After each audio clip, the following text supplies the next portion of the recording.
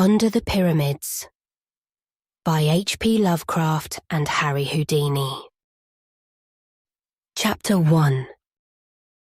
Mystery attracts mystery. Ever since the wide appearance of my name as a performer of unexplained feats, I have encountered strange narratives and events which my calling has led people to link with my interests and activities.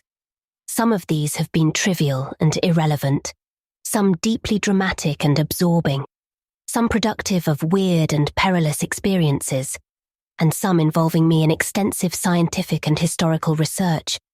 Many of these matters I have told and shall continue to tell freely. But there is one of which I speak with great reluctance, and which I am now relating only after accessions of grilling persuasion from the publishers of this magazine, who had heard vague rumours of it from other members of my family. The hitherto guarded subject pertains to my non-professional visit to Egypt 14 years ago, and has been avoided by me for several reasons. For one thing, I am averse to exploiting certain unmistakably actual facts and conditions obviously unknown to the myriad tourists who throng about the pyramids and apparently secreted with much diligence by the authorities at Cairo, who cannot be wholly ignorant of them. For another thing, I dislike to recount an incident in which my own fantastic imagination must have played so great a part.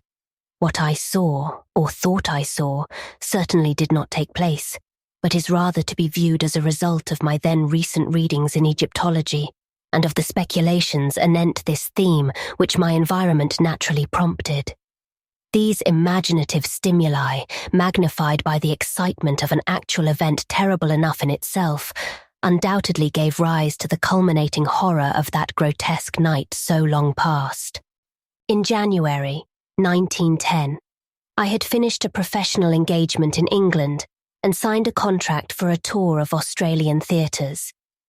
A liberal time being allowed for the trip, I determined to make the most of it in the sort of travel which chiefly interests me. So, accompanied by my wife, I drifted pleasantly down the continent and embarked at Marseille on the P&O steamer Malwa, bound for Port Said. From that point, I proposed to visit the principal historical localities of Lower Egypt before leaving finally for Australia. The voyage was an agreeable one, and enlivened by many of the amusing incidents which befall a magical performer apart from his work. I had intended, for the sake of quiet travel, to keep my name a secret, but was goaded into betraying myself by a fellow magician whose anxiety to astound the passengers with ordinary tricks tempted me to duplicate and exceed his feats in a manner quite destructive of my incognito. I mention this because of its ultimate effect, an effect I should have foreseen before unmasking to a shipload of tourists about to scatter throughout the Nile Valley. What it did was to herald my identity wherever I subsequently went, and deprive my wife and me of all the placid inconspicuousness we had sought. Travelling to seek curiosities, I was often forced to stand inspection as a sort of curiosity myself. We had come to Egypt in search of the picturesque and the mystically impressive, but found little enough when the ship edged up to Port Said and discharged its passengers in small boats, low dunes of sand, bobbing buoys in shallow water, and a drearily European small town with nothing of interest save the great de Lesseps statue, made us anxious to get on to something more worth our while. After some discussion, we decided to proceed at once to Cairo and the pyramids, later going to Alexandria for the Australian boat and for whatever Greco-Roman sites that ancient metropolis might present. The railway journey was tolerable enough and consumed only 4 hours and a half. We saw much of the Suez Canal, whose route we followed as far as Ismailia, and later had a taste of old Egypt in our glimpse of the restored freshwater canal of the Middle Empire. Then at last we saw Cairo glimmering through the growing dusk, a twinkling constellation which became ablaze as we halted at the great Gare Centrale. But once more disappointment awaited us, for all that we beheld was European save the costumes and the crowds. A prosaic subway led to a square teeming with carriages, taxicabs and trolley cars, and gorgeous with electric lights shining on tall buildings, whilst the very theatre where I was vainly requested to play, and which I later attended as a spectator, had recently been renamed the American Cosmograph. We stopped at Shepherd's Hotel, reached in a taxi that sped along broad, smartly built-up streets, and amidst the perfect service of its restaurant, elevators, and generally American luxuries, the mysterious East and immemorial past seemed very far away. The next day, however, precipitated us delightfully into the heart of the Arabian Nights atmosphere, and in the winding ways and exotic skyline of Cairo, the Baghdad of Harun al-Rashid seemed to live again. Guided by our Baedeker, we had struck east past the Ezbekiya Gardens along the Muski in quest of the native quarter, and were soon in the hands of a clamorous cicerone who, notwithstanding later developments, was assuredly a master at his trade. Not until afterward did I see that I should have applied at the hotel for a licensed guide. This man, a shaven, peculiarly hollow-voiced and relatively cleanly fellow who looked like a pharaoh and called himself Abdul Rais el Drogman, appeared to have much power over others, though subsequently the police professed not to know him and to suggest that Rais is merely a name for any person in authority, whilst Drogman is obviously no more than a clumsy modification of the word for a leader of tourist parties, Dragaman. Abdul led us among such wonders as we had before only read and dreamed of. Old Cairo is itself a storybook and a dream. Labyrinths of narrow alleys redolent of aromatic secrets, arabesque balconies and oriels nearly meeting above the cobbled streets, maelstroms of traffic with strange cries, cracking whips, rattling carts, jingling money and braying donkeys, kaleidoscopes of polychrome robes, veils, turbans and tar bushes, water carriers and dervishes, dogs and cats, soothsayers and barbers, and over all the whining of blind beggars crouched in alcoves, and the sonorous chanting of muezzins from minarets limned delicately against a sky of deep, unchanging blue. The roofed, quieter bazaars were hardly less alluring. Spice, perfume, incense, beads, rugs, silks, and brass. Old Mahmoud Suleiman squats cross-legged amidst his gummy bottles while chattering youths pulverize mustard in the hollowed-out capital of an ancient classic column, a Roman Corinthian perhaps from neighbouring Heliopolis, where Augustus stationed one of his 3 Egyptian legions. Antiquity begins to mingle with exoticism. And then the mosques and the museum, we saw them all, and tried not to let our Arabian revel succumb to the darker charm of pharaonic Egypt, which the museum's priceless treasures offered. That was to be our climax, and for the present, we concentrated on the medieval Saracenic glories of the caliphs, whose magnificent tomb mosques form a glittering fairy necropolis on the edge of the Arabian desert. At length, Abdul took us along the Sharia Muhammad Ali to the ancient mosque of Sultan Hassan and the tower-flanked Bab el Azab, beyond which climbs the steep-walled pass to the mighty citadel that Saladin himself built with the stones of forgotten pyramids. It was sunset when we scaled that cliff, circled the modern mosque of Muhammad Ali, and looked down from the dizzying parapet over Mystic Cairo all golden with its carven domes, its ethereal minarets, and its flaming gardens. Far over the city towered the great Roman dome of the new museum, and beyond it, across the cryptic yellow Nile that is the mother of eons and dynasties, lurked the menacing sands of the Libyan desert, undulant and iridescent and evil with older arcana. The red sun sank low, bringing the relentless chill of Egyptian dusk, and as it stood poised on the world's rim like that ancient god of Heliopolis, Re-Harakte, the horizon sun, we saw the black outlines of the pyramids of Giza. The Paleogean tombs there were hoary with 1,000 years when Tutankhamen mounted his golden throne in distant Thebes. Then we knew that we were done with Saracen Cairo, and that we must taste the deeper mysteries of primal Egypt, the black chem of Re and Amen, Isis and Osiris. The next morning we visited the pyramids, riding out in a Victoria across the Great Nile Bridge with its bronze lions, the island of Gizeh with its massive lebbak trees, and the smaller English bridge to the western shore. Down the shore road we drove, between great rows of lebbaks, and past the vast zoological gardens, to the suburb of Gizeh, where a new bridge to Cairo proper has since been built.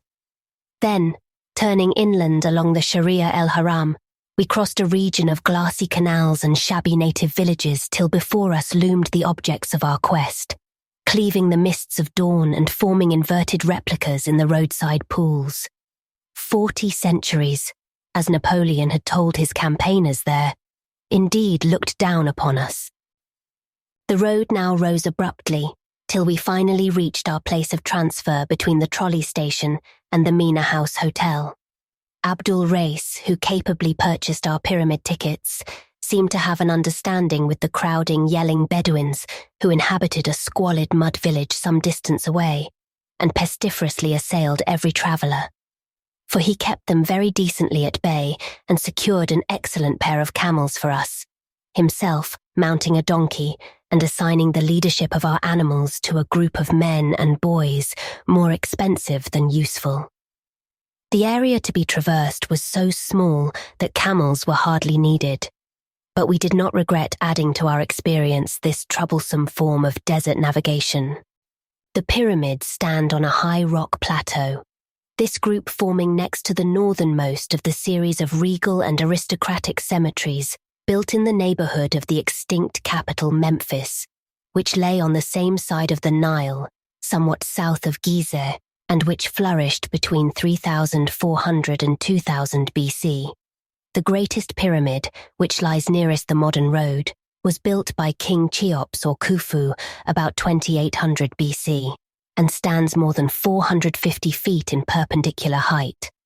In a line southwest from this are successively the second pyramid, built a generation later by King Khephren, and though slightly smaller, looking even larger because set on higher ground, and the radically smaller third pyramid of King Mycerinus, built about 2700 BC near the edge of the plateau and due east of the second pyramid, with a face probably altered to form a colossal portrait of Khephren, its royal restorer, stands the monstrous Sphinx, mute, sardonic and wise beyond mankind and memory. Minor pyramids, and the traces of ruined minor pyramids, are found in several places, and the whole plateau is pitted with the tombs of dignitaries of less than royal rank. These latter were originally marked by mastabas, or stone bench-like structures, about the deep burial shafts, as found in other Memphian cemeteries and exemplified by Perneb's tomb in the Metropolitan Museum of New York. At Gizeh, however, all such visible things have been swept away by time and pillage, and only the rock-hewn shafts, either sand-filled or cleared out by archaeologists, remain to attest their former existence. Connected with each tomb was a chapel in which priests and relatives offered food and prayer to the hovering Ka, or vital principle of the deceased. The small tombs have their chapels contained in their stone mastabas or superstructures, but the mortuary chapels of the pyramids, where regal pharaohs lay, were separate temples, each to the east of its corresponding pyramid, and connected by a causeway to a massive gate chapel or propylon at the edge of the rock plateau. The gate chapel leading to the second pyramid, nearly buried in the drifting sands, yawns subterraneously southeast of the Sphinx. Persistent tradition dubs it the Temple of the Sphinx, and it may perhaps be rightly called such if the Sphinx indeed represents the second pyramid's builder Khephren. There are unpleasant tales of the Sphinx before Khephren, but whatever its elder features were, the monarch replaced them with his own that men might look at the colossus without fear. It was in the great gateway temple that the life-size diorite statue of Khephren now in the Cairo Museum was found, a statue before which I stood in awe when I beheld it. Whether the whole edifice is now excavated I am not certain, but in 1910 most of it was below ground, with the entrance heavily barred at night. Germans were in charge of the work, and the war or other things may have stopped them. I would give much, in view of my experience, and of certain Bedouin whisperings discredited or unknown in Cairo, to know what has developed in connection with a certain well in a transverse gallery where statues of the pharaoh were found in curious juxtaposition to the statues of baboons. The road, as we traversed it on our camels that morning, curved sharply past the wooden police quarters, post office, drugstore and shops on the left, and plunged south and east in a complete bend that scaled the rock plateau and brought us face to face with the desert under the lee of the Great Pyramid. Past Cyclopean masonry we rode, rounding the eastern face and looking down ahead into a valley of minor pyramids, beyond which the eternal Nile glistened to the east and the eternal desert shimmered to the west. Very close loomed the three major pyramids, the greatest devoid of outer casing and showing its bulk of great stones, but the others retaining here and there the neatly fitted covering which had made them smooth and finished in their day. Presently, we descended toward the Sphinx, and sat silent beneath the spell of those terrible unseeing eyes. On the vast stone breast, we faintly discerned the emblem of Re-Harakter, for whose image the Sphinx was mistaken in a late dynasty, and though sand covered the tablet between the great paws, we recalled what Thutmosis IV inscribed thereon, and the dream he had when a prince.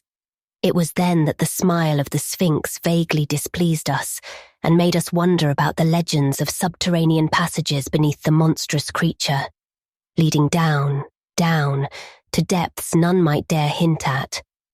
Depths connected with mysteries older than the dynastic Egypt we excavate, and having a sinister relation to the persistence of abnormal, animal-headed gods in the ancient Nilotic pantheon.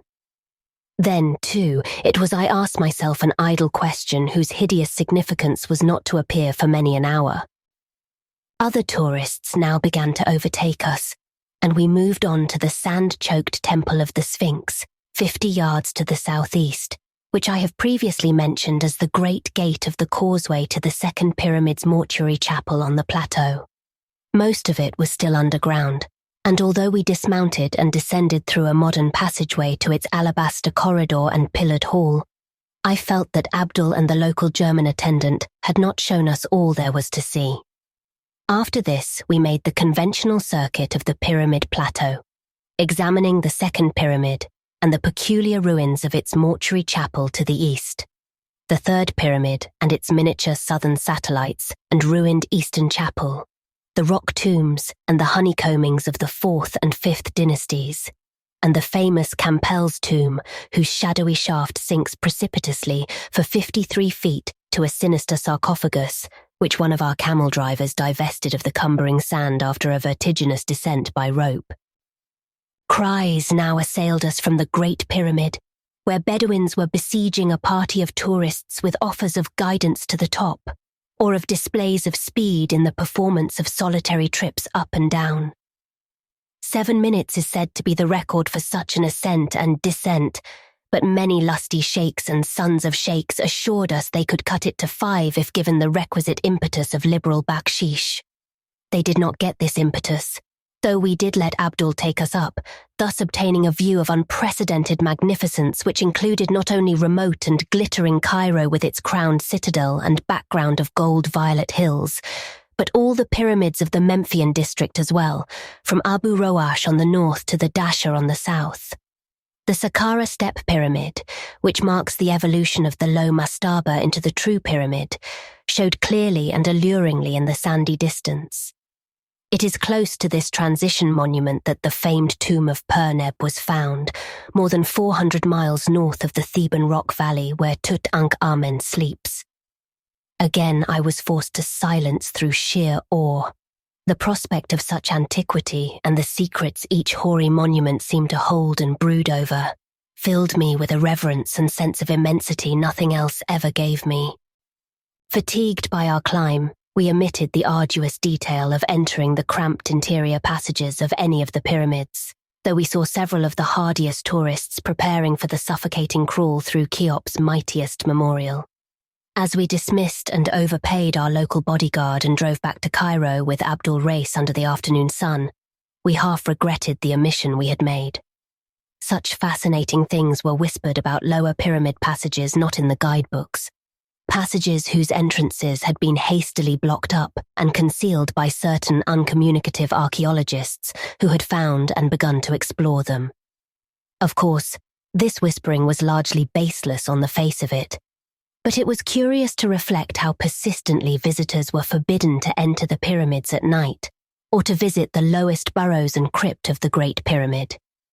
Perhaps in the latter case it was the psychological effect which was feared, the effect on the visitor of feeling himself huddled down beneath a gigantic world of solid masonry, joined to the life he has known by the merest tube in which he may only crawl, and which any accident or evil design might block. The whole subject seemed so weird and alluring that we resolved to pay the Pyramid Plateau another visit at the earliest possible opportunity. For me, this opportunity came much earlier than I expected. That evening, the members of our party feeling somewhat tired after the strenuous program of the day, I went alone with Abdul Rais for a walk through the picturesque Arab quarter. Though I had seen it by day, I wished to study the alleys and bazaars in the dusk, when rich shadows and mellow gleams of light would add to their glamour and fantastic illusion. The native crowds were thinning, but were still very noisy and numerous when we came upon a knot of revelling Bedouins in the Sukan Nahasin, or Bazaar of the Coppersmiths. Their apparent leader, an insolent youth with heavy features and saucily cocked tarbush, took some notice of us, and evidently recognized with no great friendliness my competent, but admittedly supercilious and sneeringly disposed guide. Perhaps I thought he resented that odd reproduction of the Sphinx's half-smile which I had often remarked with amused irritation, or perhaps he did not like the hollow and sepulchral resonance of Abdul's voice. At any rate, the exchange of ancestrally opprobrious language became very brisk, and before long, Ali Ziz, as I heard the stranger called when called by no worse name, began to pull violently at Abdul's robe, an action quickly reciprocated, and leading to a spirited scuffle in which both combatants lost their sacredly cherished headgear and would have reached an even direr condition had I not intervened and separated them by main force. My interference, at first seemingly unwelcome on both sides, succeeded at last in effecting a truce. Sullenly, each belligerent composed his wrath and his attire, and with an assumption of dignity as profound as it was sudden, the two formed a curious pact of honor which I soon learned is a custom of great antiquity in Cairo. A pact for the settlement of their difference by means of a nocturnal fistfight atop the Great Pyramid, long after the departure of the last moonlight sightseer. Each duelist was to assemble a party of seconds, and the affair was to begin at midnight, proceeding by rounds in the most civilized possible fashion. In all this planning there was much which excited my interest. The fight itself promised to be unique and spectacular, while the thought of the scene on that hoary pile overlooking the antediluvian plateau of Gizeh under the wan moon of the pallid small hours appealed to every fibre of imagination in me.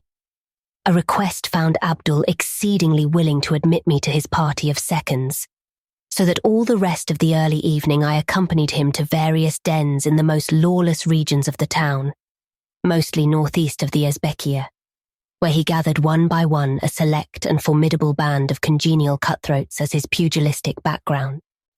Shortly after 9, our party, mounted on donkeys bearing such royal or tourist-reminiscent names as Ramesses, Mark Twain, J.P. Morgan, and Minnehaha, edged through street labyrinths, crossed the muddy and mast-forested Nile by the Bridge of the Bronze Lions, and cantered philosophically between the lebaks on the road to Gizeh.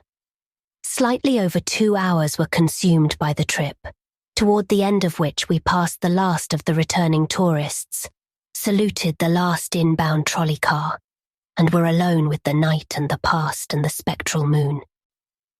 Then we saw the vast pyramids at the end of the avenue, ghoulish with a dim atavistical menace which I had not seemed to notice in the daytime.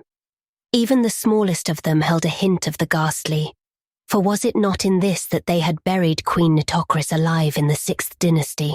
Subtle Queen Nitocris, who once invited all her enemies to a feast in a temple below the Nile and drowned them by opening the water gates.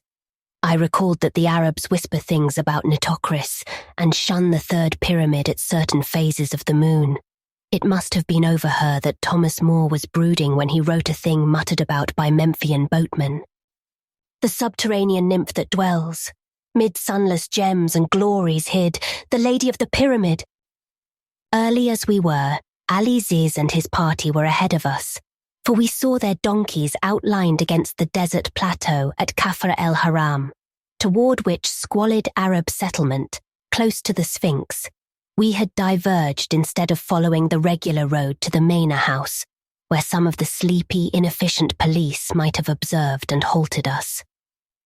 Here, where Bedouins stabled camels and donkeys in the rock tombs of Kefren's courtiers, we were led up the rocks and over the sand to the Great Pyramid, up whose time-worn sides the people swarmed eagerly, Abdul Rais offering me the assistance I did not need. As most travellers know, the actual apex of this structure has long been worn away, leaving a reasonably flat platform 12 yards square. On this eerie pinnacle, a squared circle was formed, and in a few moments the sardonic desert moon leered down upon a battle which, but for the quality of the ringside cries, might well have occurred at some minor athletic club in America. As I watched it, I felt that some of our less desirable institutions were not lacking, for every blow, feint, and defence bespoke stalling to my not inexperienced eye. It was quickly over, and despite my misgivings as to methods, I felt a sort of proprietary pride when Abdul Rais was adjudged the winner. Reconciliation was phenomenally rapid, and amidst the singing, fraternising, and drinking which followed, I found it difficult to realise that a quarrel had ever occurred. Oddly enough, I myself seemed to be more of a centre of notice than the antagonists, and from my smattering of Arabic, I judged that they were discussing my professional performances and escapes from every sort of manacle and confinement in a manner which indicated not only a surprising knowledge of me, but a distinct hostility and scepticism concerning my feats of escape. It gradually dawned on me that the elder magic of Egypt did not depart without leaving traces, and that fragments of a strange secret lore and priestly cult practices have survived surreptitiously amongst the fellahin to such an extent that the prowess of a strange hahwi or magician is resented and disputed. I thought of how much my hollow-voiced guide Abdul Rais looked like an old Egyptian priest or pharaoh or smiling sphinx, and wondered. Suddenly something happened, which in a flash proved the correctness of my reflections, and made me curse the denseness whereby I had accepted this night's events as other than the empty and malicious frame-up they now showed themselves to be.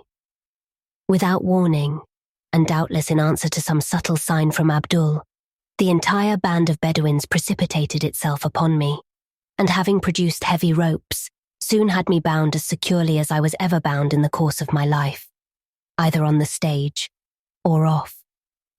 I struggled at first, but soon saw that one man could make no headway against a band of over 20 sinewy men. My hands were tied behind my back, my knees bent to their fullest extent, and my wrists and ankles stoutly linked together with unyielding cords. A stifling gag was forced into my mouth, and a blindfold fastened tightly over my eyes. Then, as the men bore me aloft on their shoulders and began a jouncing descent of the pyramid, I heard the taunts of my late guide Abdul, who mocked and jeered delightedly in his hollow voice, and assured me that I was soon to have my magic powers put to a supreme test, which would quickly remove any egotism I might have gained through triumphing over all the tests offered by America and Europe. Egypt, he reminded me, is very old, and full of inner mysteries and antique powers not even conceivable to the experts of today, whose devices had so uniformly failed to entrap me. How far or in what direction I was carried, I cannot tell, for the circumstances were all against the formation of any accurate judgment. I know, however, that it could not have been a great distance, since my bearers at no point hastened beyond a walk, yet kept me aloft a surprisingly short time. It is this perplexing brevity which makes me feel almost like shuddering whenever I think of Giza and its plateau, for one is oppressed by hints of the closeness to everyday tourist routes of what existed then and must exist still. The evil abnormality I speak of did not become manifest at first. Setting me down on a surface which I recognized as sand rather than rock, My captors passed a rope around my chest and dragged me a few feet to a ragged opening in the ground, into which they presently lowered me with much rough handling. For apparent eons, I bumped against the stony, irregular sides of a narrow hewn well, which I took to be one of the numerous burial shafts of the plateau, until the prodigious, almost incredible depth of it robbed me of all basis of conjecture. The horror of the experience deepened with every dragging second. That any descent through the sheer solid rock could be so vast without reaching the core of the planet itself, or that any rope made by man could be so long as to dangle me in these unholy and seemingly fathomless profundities of nether earth, were beliefs of such grotesqueness that it was easier to doubt my agitated senses than to accept them. Even now I am uncertain, for I know how deceitful the sense of time becomes when one or more of the usual perceptions or conditions of life is removed or distorted. But I am quite sure that I preserved a logical consciousness that far, that at least I did not add any full-grown phantoms of imagination to a picture hideous enough in its reality and explicable by a type of cerebral illusion vastly short of actual hallucination. All this was not the cause of my first bit of fainting. The shocking ordeal was cumulative, and the beginning of the later terrors was a very perceptible increase in my rate of descent. They were paying out that infinitely long rope very swiftly now, and I scraped cruelly against the rough and constricted sides of the shaft as I shot madly downward. My clothing was in tatters, and I felt the trickle of blood all over, even above the mounting and excruciating pain. My nostrils, too, were assailed by a scarcely definable menace, a creeping odour of damp and staleness, curiously unlike anything I had ever smelt before, and having faint overtones of spice and incense that lent an element of mockery. Then the mental cataclysm came. It was horrible, hideous beyond all articulate description because it was all of the soul, with nothing of detail to describe. It was the ecstasy of nightmare and the summation of the fiendish. The suddenness of it was apocalyptic and demoniac. One moment I was plunging agonizingly down that narrow well of million-toothed torture. Yet the next moment I was soaring on bat wings in the gulfs of hell, swinging free and swoopingly through illimitable miles of boundless, musty space, rising dizzily to measureless pinnacles of chilling ether, then diving gaspingly to sucking nadirs of ravenous, nauseous lower vacua. Thank God for the mercy that shut out in oblivion those clawing furies of consciousness which half unhinged my faculties and tore harpy-like at my spirit. That one respite, short as it was, gave me the strength and sanity to endure those still greater sublimations of cosmic panic that lurked and gibbered on the road ahead. Chapter 2. It was very gradually that I regained my senses after that eldritch flight through Stygian space. The process was infinitely painful, and coloured by fantastic dreams in which my bound and gagged condition found singular embodiment. The precise nature of these dreams was very clear while I was experiencing them, but became blurred in my recollection almost immediately afterward, and was soon reduced to the merest outline by the terrible events, real or imaginary, which followed. I dreamed that I was in the grasp of a great and horrible paw, a yellow, hairy, five-clawed paw which had reached out of the earth to crush and engulf me. And when I stopped to reflect what the paw was, it seemed to me that it was Egypt. In the dream, I looked back at the events of the preceding weeks and saw myself lured and enmeshed little by little, subtly and insidiously by some hellish ghoul spirit of the elder Nile sorcery. Some spirit that was in Egypt before ever man was, and that will be when man is no more. I saw the horror and unwholesome antiquity of Egypt, and the grisly alliance it has always had with the tombs and temples of the dead. I saw phantom processions of priests with the heads of bulls, falcons, cats and ibises, phantom processions marching interminably through subterraneous labyrinths and avenues of titanic propylaea, beside which a man is as a fly, and offering unnameable sacrifices to indescribable gods. Stone colossi marched in endless night and drove herds of grinning androsphinxes down to the shores of illimitable stagnant rivers of pitch. And behind it all, I saw the ineffable malignity of primordial necromancy, black and amorphous, and fumbling greedily after me in the darkness to choke out the spirit that had dared to mock it by emulation. In my sleeping brain there took shape a melodrama of sinister hatred and pursuit, and I saw the black soul of Egypt singling me out and calling me in inaudible whispers, calling and luring me, leading me on with the glitter and glamour of a Saracenic surface, but ever pulling me down to the age-mad catacombs and horrors of its dead and abysmal pharaonic heart. Then the dream faces took on human resemblances, and I saw my guide Abdul Reis in the robes of a king, with the sneer of the Sphinx on his features. And I knew that those features were the features of Khephren the Great, who raised the second pyramid, carved over the Sphinx's face in the likeness of his own, and built that titanic gateway temple whose myriad corridors the archaeologists think they have dug out of the cryptical sand and the uninformative rock. And I looked at the long, lean, rigid hand of Khephren, the long, lean, rigid hand as I had seen it on the diorite statue in the Cairo Museum, the statue they had found in the terrible Gateway Temple, and wondered that I had not shrieked when I saw it on Abdul Reis. That hand, it was hideously cold, and it was crushing me. It was the cold and cramping of the sarcophagus, the chill and constriction of unrememberable Egypt. It was nighted, necropolitan Egypt itself, that yellow paw, and they whisper such things of Khephren. But at this juncture I began to awake, or at least to assume a condition less completely that of sleep than the one just preceding. I recalled the fight atop the pyramid, the Bedouins and their attack, my frightful descent by rope through endless rock depths, and my mad swinging and plunging in a chill void redolent of aromatic putrescence.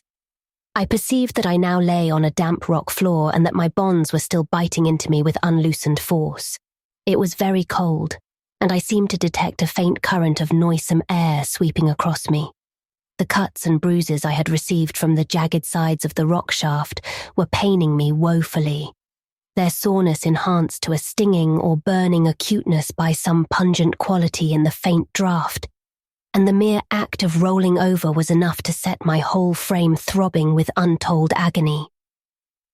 As I turned, I felt a tug from above, and concluded that the rope whereby I was lowered still reached to the surface. Whether or not the Arabs still held it, I had no idea, nor had I any idea how far within the earth I was. I knew that the darkness around me was wholly or nearly total, since no ray of moonlight penetrated my blindfold. But I did not trust my senses enough to accept as evidence of extreme depth the sensation of vast duration which had characterized my descent. Knowing at least that I was in a space of considerable extent, reached from the surface directly above by an opening in the rock, I doubtfully conjectured that my prison was perhaps the buried gateway chapel of old Khephren, the temple of the Sphinx, perhaps some inner corridor which the guides had not shown me during my morning visit, and from which I might easily escape if I could find my way to the barred entrance. It would be a labyrinthine wandering, but no worse than others out of which I had in the past found my way. The first step was to get free of my bonds, gag, and blindfold, and this I knew would be no great task, since subtler experts than these Arabs had tried every known species of fetter upon me during my long and varied career as an exponent of escape, yet had never succeeded in defeating my methods. Then it occurred to me that the Arabs might be ready to meet and attack me at the entrance upon any evidence of my probable escape from the binding cords, as would be furnished by any decided agitation of the rope which they probably held. This, of course, was taking for granted that my place of confinement was indeed Khepren's Temple of the Sphinx. The direct opening in the roof, wherever it might lurk, could not be beyond easy reach of the ordinary modern entrance near the Sphinx. If in truth it were any great distance at all on the surface, since the total area known to visitors is not at all enormous. I had not noticed any such opening during my daytime pilgrimage, but knew that these things are easily overlooked amidst the drifting sands. Thinking these matters over as I lay bent and bound on the rock floor, I nearly forgot the horrors of the abysmal descent and cavernous swinging which had so lately reduced me to a coma. My present thought was only to outwit the Arabs, and I accordingly determined to work myself free as quickly as possible, avoiding any tug on the descending line which might betray an effective or even problematical attempt at freedom. This, however, was more easily determined than effected. A few preliminary trials made it clear that little could be accomplished without considerable motion, and it did not surprise me when, after one especially energetic struggle, I began to feel the coils of falling rope as they piled up about me and upon me. Obviously, I thought the Bedouins had felt my movements and released their end of the rope, hastening no doubt to the temple's true entrance to lie murderously in wait for me.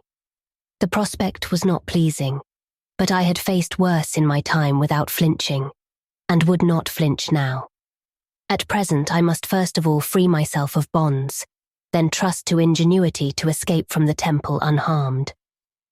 It is curious how implicitly I had come to believe myself in the old temple of Khephren beside the Sphinx, only a short distance below the ground. That belief was shattered, and every pristine apprehension of preternatural depth and demoniac mystery revived, by a circumstance which grew in horror and significance, even as I formulated my philosophical plan. I have said that the falling rope was piling up about and upon me. Now I saw that it was continuing to pile, as no rope of normal length could possibly do. It gained in momentum and became an avalanche of hemp, accumulating mountainously on the floor and half burying me beneath its swiftly multiplying coils. Soon I was completely engulfed and gasping for breath as the increasing convolutions submerged and stifled me. My senses tottered again, and I vainly tried to fight off a menace desperate and ineluctable. It was not merely that I was tortured beyond human endurance, not merely that life and breath seemed to be crushed slowly out of me.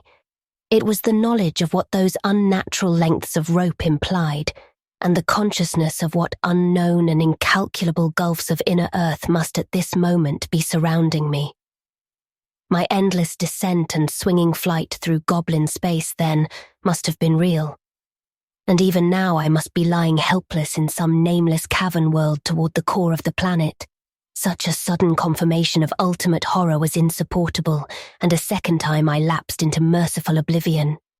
When I say oblivion, I do not imply that I was free from dreams. On the contrary, my absence from the conscious world was marked by visions of the most unutterable hideousness. God, if only I had not read so much Egyptology before coming to this land which is the fountain of all darkness and terror. This second spell of fainting filled my sleeping mind anew with shivering realization of the country and its archaic secrets, and through some damnable chance my dreams turned to the ancient notions of the dead and their sojournings in soul and body beyond those mysterious tombs, which were more houses than graves. I recalled, in dream shapes which it is well that I do not remember, the peculiar and elaborate construction of Egyptian sepulchres, and the exceedingly singular and terrific doctrines which determined this construction. All these people thought of was death and the dead. They conceived of a literal resurrection of the body, which made them mummify it with desperate care, and preserve all the vital organs in canopic jars near the corpse, whilst besides the body they believed in two other elements, the soul, which after its weighing and approval by Osiris, dwelt in the land of the blessed, and the obscure and portentous Ka, or life principle, which wandered about the upper and lower worlds in a horrible way, demanding occasional access to the preserved body, consuming the food offerings brought by priests and pious relatives to the mortuary chapel, and sometimes, as men whispered, taking its body or the wooden double always buried beside it and stalking noxiously abroad on errands peculiarly repellent.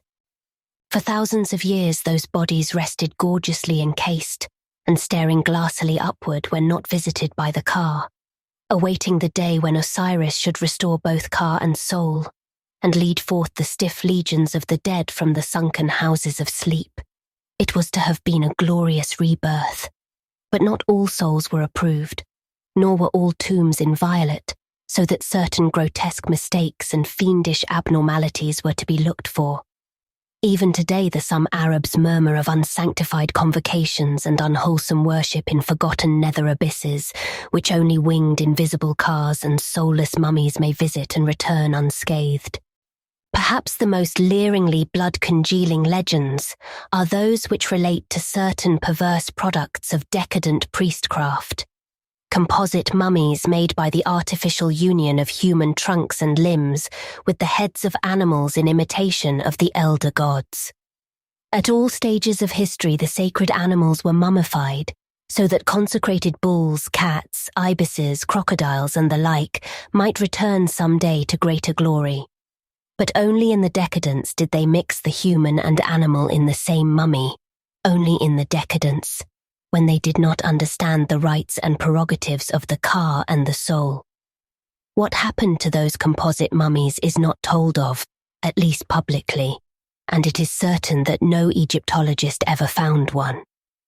The whispers of some are very wild and cannot be relied upon. They even hint that old Khephren, he of the Sphinx, the second pyramid, and the yawning gateway temple, lives far underground, wedded to the ghoul queen Nitocris and ruling over the mummies that are neither of man nor of beast. It was of these, of Khephren and his consort and his strange armies of the hybrid dead, that I dreamed, and that is why I am glad the exact dream shapes have faded from my memory. My most horrible vision was connected with an idle question I had asked myself the day before when looking at the great carven riddle of the desert, and wondering with what unknown depths the temple so close to it might be secretly connected. That question, so innocent and whimsical then, assumed in my dream a meaning of frenetic and hysterical madness. What huge and loathsome abnormality was the Sphinx originally carven to represent? My second awakening, if awakening it was, is a memory of stark hideousness which nothing else in my life, save one thing which came after, can parallel, and that life has been full and adventurous beyond most men's. Remember that I had lost consciousness whilst buried beneath a cascade of falling rope whose immensity revealed the cataclysmic depth of my present position. Now, as perception returned, I felt the entire weight gone, and realized upon rolling over that although I was still tied, gagged, and blindfolded, some agency had removed completely the suffocating hempen landslide which had overwhelmed me. The significance of this condition, of course, came to me only gradually, but even so, I think it would have brought unconsciousness again had I not by this time reached such a state of emotional exhaustion that no new horror could make much difference. I was alone. With what? Before I could torture myself with any new reflection or make any fresh effort to escape from my bonds, an additional circumstance became manifest. Pains not formerly felt were racking my arms and legs, and I seemed coated with a profusion of dried blood beyond anything my former cuts and abrasions could furnish. My chest, too, seemed pierced by 100 wounds, as though some malign titanic ibis had been pecking at it. Assuredly, the agency which had removed the rope was a hostile one and had begun to wreak terrible injuries upon me when somehow impelled to desist. Yet at the time, my sensations were distinctly the reverse of what one might expect. Instead of sinking into a bottomless pit of despair, I was stirred to a new courage and action. For now, I felt that the evil forces were physical things which a fearless man might encounter on an even basis. On the strength of this thought, I tugged again at my bonds and used all the art of a lifetime to free myself as I had so often done amidst the glare of lights and the applause of vast crowds. The familiar details of my escaping process commenced to engross me, and now that the long rope was gone, I half regained my belief that the supreme horrors were hallucinations after all. and that there had never been any terrible shaft, measureless abyss, or interminable rope. Was I, after all, in the gateway temple of Kefren beside the Sphinx, and had my captors stolen in to torture me as I lay helpless there? At any rate, I must be free. Let me stand up unbound, ungagged, and with eyes open to catch any glimmer of light which might come trickling from any source, and I could actually delight in the combat against evil and treacherous foes. How long I took in shaking off my encumbrances I cannot tell. It must have been longer than in my exhibition performances, because I was wounded, exhausted, and enervated by the experiences I had passed through. When I was finally free, and taking deep breaths of a chill, damp, evilly spiced air all the more horrible when encountered without the screen of gag and blindfold edges, I found that I was too cramped and fatigued to move at once. There I lay, trying to stretch a frame bent and mangled for an indefinite period, and straining my eyes to catch a glimpse of some ray of light which would give a hint as to my position. By degrees my strength and flexibility returned, but my eyes beheld nothing. As I staggered to my feet, I peered diligently in every direction, yet met only an ebony blackness as great as that I had known when blindfolded.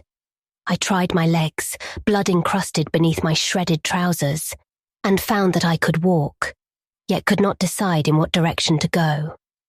Obviously, I ought not to walk at random, and perhaps retreat directly from the entrance I sought. So I paused to note the direction of the cold, fetid, natron-scented air current which I had never ceased to feel. Accepting the point of its source as the possible entrance to the abyss, I strove to keep track of this landmark, and to walk consistently toward it. I had had a matchbox with me, and even a small electric flashlight. But of course the pockets of my tossed and tattered clothing were long since emptied of all heavy articles. As I walked cautiously in the blackness, the draught grew stronger and more offensive, till at length I could regard it as nothing less than a tangible stream of detestable vapour pouring out of some aperture like the smoke of the genie from the fisherman's jar in the Eastern tale. The East, Egypt. Truly, this dark cradle of civilization was ever the wellspring of horrors and marvels unspeakable. The more I reflected on the nature of this cavern wind, the greater my sense of disquiet became. For although despite its odour I had sought its source as at least an indirect clue to the outer world, I now saw plainly that this foul emanation could have no admixture or connection whatsoever with the clean air of the Libyan desert, but must be essentially a thing vomited from sinister gulfs still lower down. I had then been walking in the wrong direction. After a moment's reflection, I decided not to retrace my steps. Away from the draught, I would have no landmarks, for the roughly level rock floor was devoid of distinctive configurations. If, however, I followed up the strange current, I would undoubtedly arrive at an aperture of some sort, from whose gate I could perhaps work round the walls to the opposite side of this cyclopean and otherwise unnavigable hall. That I might fail, I well realized. I saw that this was no part of Kefren's gateway temple which tourists know, and it struck me that this particular hall might be unknown even to archaeologists, and merely stumbled upon by the inquisitive and malignant men who had imprisoned me. If so, was there any present gate of escape to the known parts or to the outer air? What evidence, indeed, did I now possess that this was the gateway temple at all? For a moment, all my wildest speculations rushed back upon me, and I thought of that vivid melange of impressions: descent, suspension in space, the rope, my wounds, and the dreams that were frankly dreams. Was this the end of life for me? Or indeed, would it be merciful if this moment were the end? I could answer none of my own questions, but merely kept on till fate for a third time reduced me to oblivion. This time there were no dreams, for the suddenness of the incident shocked me out of all thought, either conscious or subconscious. Tripping on an unexpected descending step at a point where the offensive draught became strong enough to offer an actual physical resistance, I was precipitated headlong down a black flight of huge stone stairs into a gulf of hideousness unrelieved. That I ever breathed again is a tribute to the inherent vitality of the healthy human organism. Often I look back to that night and feel a touch of actual humour in those repeated lapses of consciousness. Lapses whose succession reminded me at the time of nothing more than the crude cinema melodramas of that period. Of course, it is possible that the repeated lapses never occurred, and that all the features of that underground nightmare were merely the dreams of one long coma, which began with the shock of my descent into that abyss, and ended with the healing balm of the outer air, and of the rising sun, which found me stretched on the sands of Giza, before the sardonic and dawn-flushed face of the great Sphinx. I prefer to believe this latter explanation as much as I can, hence was glad when the police told me that the barrier to Kefren's gateway temple had been found unfastened, and that a sizable rift to the surface did actually exist in one corner of the still-buried part. I was glad too when the doctors pronounced my wounds only those to be expected from my seizure, blindfolding, lowering, struggling with bonds, falling some distance, perhaps into a depression in the temple's inner gallery, dragging myself to the outer barrier and escaping from it, and experiences like that. A very soothing diagnosis. And yet I know that there must be more than appears on the surface. That extreme descent is too vivid a memory to be dismissed. And it is odd that no one has ever been able to find a man answering the description of my guide Abdul Rais El Drogman, the tomb-throated guide who looked and smiled like King Kefren. I have digressed from my connected narrative, perhaps in the vain hope of evading the telling of that final incident. That incident which of all is most certainly an hallucination. But I promise to relate it and do not break promises. When I recovered, or seemed to recover, my senses after that fall down the black stone stairs, I was quite as alone and in darkness as before. The windy stench, bad enough before, was now fiendish, yet I had acquired enough familiarity by this time to bear it stoically.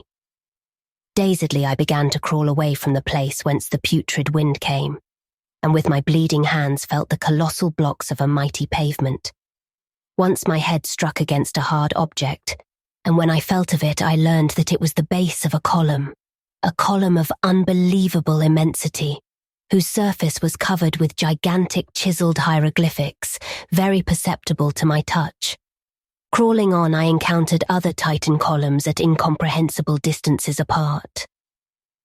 When suddenly my attention was captured by the realization of something which must have been impinging on my subconscious hearing long before the conscious sense was aware of it. From some still lower chasm in Earth's bowels were proceeding certain sounds, measured and definite, and like nothing I had ever heard before. That they were very ancient and distinctly ceremonial, I felt almost intuitively, and much reading in Egyptology led me to associate them with the flute, the sambuke, the sistrum, and the tympanum. In their rhythmic piping, droning, rattling, and beating, I felt an element of terror beyond all the known terrors of Earth, a terror peculiarly dissociated from personal fear, and taking the form of a sort of objective pity for our planet, that it should hold within its depths such horrors as must lie beyond these Egypanic cacophonies.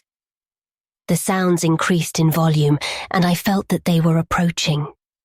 Then, and may all the gods of all pantheons unite to keep the like from my ears again, I began to hear, faintly and afar off, the morbid and millennial tramping of the marching things. It was hideous that footfalls so dissimilar should move in such perfect rhythm. The training of unhallowed thousands of years must lie behind that march of Earth's inmost monstrosities. Padding, clicking, walking, stalking, rumbling, lumbering, crawling, and all to the abhorrent discords of those mocking instruments. And then, God keep the memory of those Arab legends out of my head, the mummies without souls, the meeting place of the wandering cars, the hordes of the devil-cursed pharaonic dead of 40 centuries. The composite mummies led through the uttermost onyx voids by King Kefren and his ghoul queen Nitocris. The tramping drew nearer. Heaven save me from the sound of those feet and paws and hooves and pads and talons as it commenced to acquire detail. Down limitless reaches of sunless pavement, a spark of light flickered in the malodorous wind, and I drew behind the enormous circumference of a cyclopic column that I might escape for a while the horror that was stalking million-footed toward me through gigantic hyperstyles of inhuman dread and phobic antiquity. The flickers increased, and the tramping and dissonant rhythm grew sickeningly loud. In the quivering orange light, there stood faintly forth a scene of such stony awe that I gasped from a sheer wonder that conquered even fear and repulsion. Bases of columns whose middles were higher than human sight, mere bases of things that must each dwarf the Eiffel Tower to insignificance. Hieroglyphics carved by unthinkable hands in caverns where daylight can be only a remote legend. I would not look at the marching things that I desperately resolved as I heard their creaking joints and nitrous wheezing above the dead music and the dead tramping. It was merciful that they did not speak. But God, their crazy torches began to cast shadows on the surface of those stupendous columns. Heaven take it away. Hippopotami should not have human hands and carry torches. Men should not have the heads of crocodiles. I tried to turn away, but the shadows and the sounds and the stench were everywhere. Then I remembered something I used to do in half-conscious nightmares as a boy, and began to repeat to myself, "This is a dream. This is a dream." But it was of no use, and I could only shut my eyes and pray. At least, that is what I think I did, for one is never sure in visions, and I know this can have been nothing more. I wondered whether I should ever reach the world again, and at times would furtively open my eyes to see if I could discern any feature of the place other than the wind of spiced putrefaction, the topless columns, and the thaumatropically grotesque shadows of abnormal horror. The sputtering glare of multiplying torches now shone, and unless this hellish place were wholly without walls, I could not fail to see some boundary or fixed landmark soon.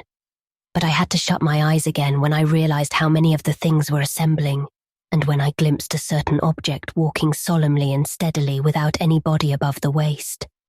A fiendish and ululent corpse gurgle or death rattle now split the very atmosphere. The charnel atmosphere poisonous with naphtha and bitumen blasts, in one concerted chorus from the ghoulish legion of hybrid blasphemies. My eyes, perversely shaken open, gazed for an instant upon a sight which no human creature could even imagine without panic fear and physical exhaustion. The things had filed ceremonially in one direction, the direction of the noisome wind, where the light of their torches showed their bended heads, or the bended heads of such as had heads. They were worshipping before a great black fetor-belching aperture which reached up almost out of sight, and which I could see was flanked at right angles by two giant staircases, whose ends were far away in shadow. One of these was indubitably the staircase I had fallen down. The dimensions of the whole were fully in proportion with those of the columns. An ordinary house would have been lost in it, and any average public building could easily have been moved in and out. It was so vast a surface that only by moving the eye could one trace its boundaries. So vast, so hideously black, and so aromatically stinking. Directly in front of this yawning polyphemus door, the things were throwing objects, evidently sacrifices or religious offerings to judge by their gestures. Kefren was their leader, sneering King Kefren or the guide Abdul Rais, crowned with a golden shent and intoning endless formulae with the hollow voice of the dead. By his side knelt beautiful Queen Nitocris, whom I saw in profile for a moment, noting that the right half of her face was eaten away by rats or other ghouls. And I shut my eyes again when I saw what objects were being thrown as offerings to the fetid aperture or its possible local deity. It occurred to me that judging from the elaborateness of this worship, the concealed deity must be one of considerable importance. Was it Osiris or Isis, Horus or Anubis, or some vast unknown god of the dead still more central and supreme? There is a legend that terrible altars and colossi were reared to an unknown one before ever the known gods were worshipped. And now, As I steeled myself to watch the rapt and sepulchral adorations of those nameless things, a thought of escape flashed upon me. The hall was dim and the columns heavy with shadow. With every creature of that nightmare throng absorbed in shocking raptures, it might be barely possible for me to creep past to the faraway end of one of the staircases and ascend unseen, trusting to fate and skill to deliver me from the upper reaches. Where I was, I neither knew nor seriously reflected upon, and for a moment it struck me as amusing to plan a serious escape from that which I knew to be a dream. Was I in some hidden and unsuspected lower realm of Kefren's gateway temple? That temple which generations have persistently called the Temple of the Sphinx? I could not conjecture, but I resolved to ascend to life and consciousness if wit and muscle could carry me. Wriggling flat on my stomach, I began the anxious journey toward the foot of the left-hand staircase, which seemed the more accessible of the two. I cannot describe the incidents and sensations of that crawl, but they may be guessed when one reflects on what I had to watch steadily in that malign, wind-blown torchlight in order to avoid detection.